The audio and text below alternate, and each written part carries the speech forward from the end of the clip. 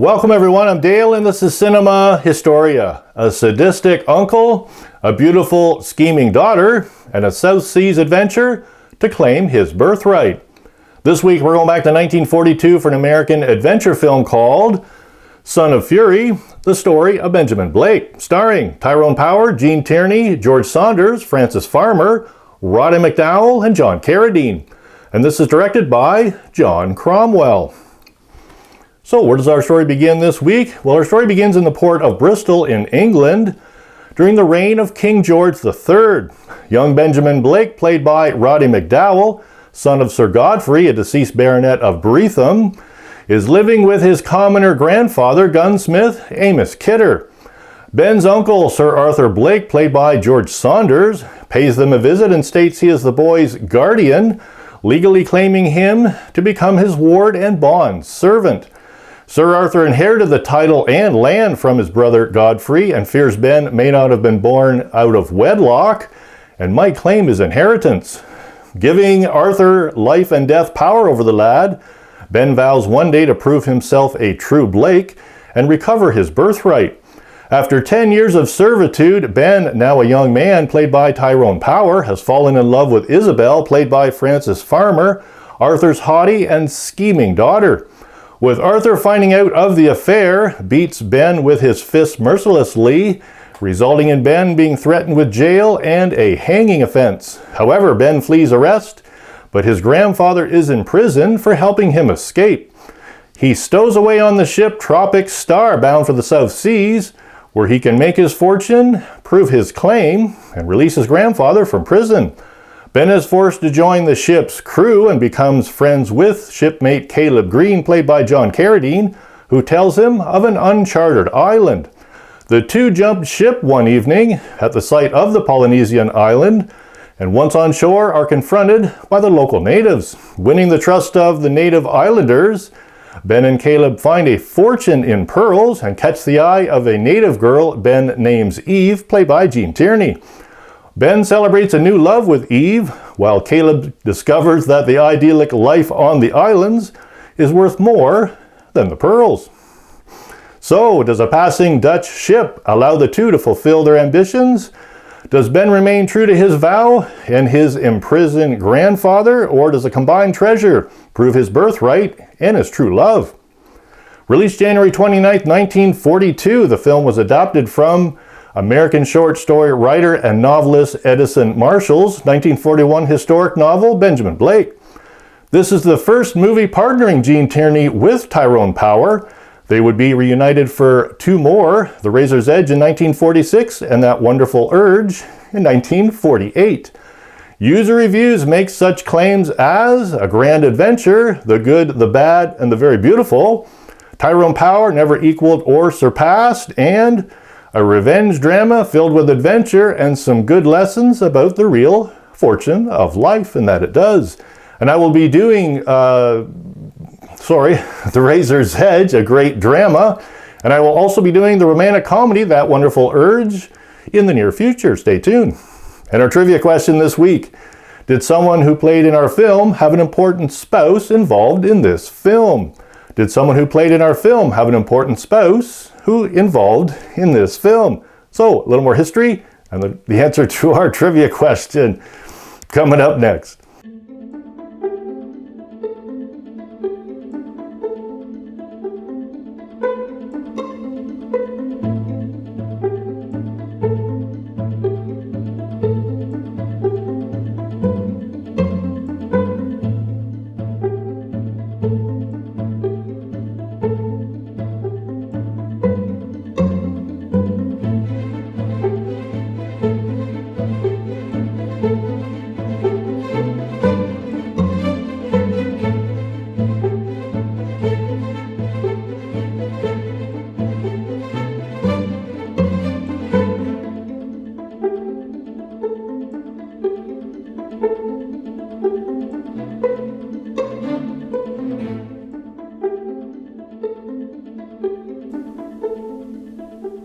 This movie was notably the last film actress Francis Farmer appeared in before having personal problems, making her the subject of this week's history. So, Frances Farmer was an American actress who appeared in a dozen feature films over the course of her career. Frances Elena Farmer was born on September 19, 1913, in Seattle, Washington. When she was 4 years old, Farmer's parents separated, and her mother moved with the children to Los Angeles. In early 1925, the family moved north to Chico, California, where her mother pursued a career in nutrition research. Concluding that caring for the children was interfering with her ability to work, the children's aunt drove them to Albany, Oregon, where they boarded a train back to Seattle to live with their father. Farmer's inconsistent home life, being shunted from one household to another, had a notable effect on her. In 1931, while a senior at West Seattle High School, she entered and won $100 from the Scholastic Art and Writing Awards, a writing contest sponsored by Scholastic Magazine. Farmer enrolled next at the University of Washington, initially majoring in journalism. Becoming involved with the university's drama department productions, she starred in UW's Alien Corn, which earned her favorable reviews in local press. In 1935, Farmer won a subscription contest for the newspaper The Voice of Action. The first prize was a trip to the Soviet Union.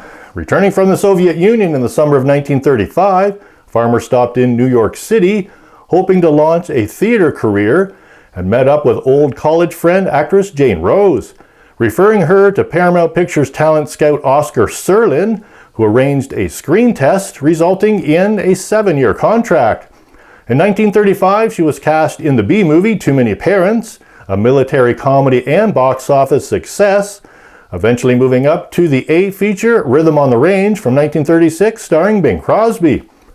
Her rise to fame changed from 1942 to 1949, when she had legal troubles and eventual psychiatric confinement.